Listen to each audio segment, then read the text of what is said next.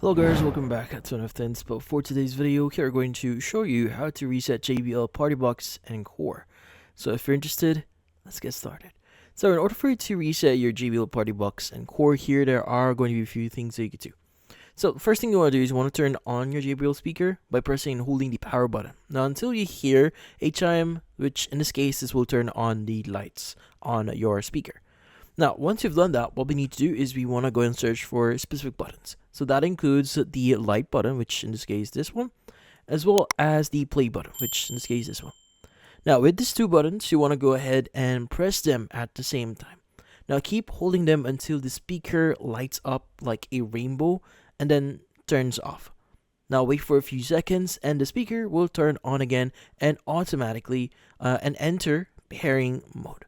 Now, at this point, the reset should be complete. You can go and start using again in whatever way you want. You can go and start the pairing process again. But in this case, that's about it. Hopefully, this video was able to help you. Like and subscribe to NFTinspo.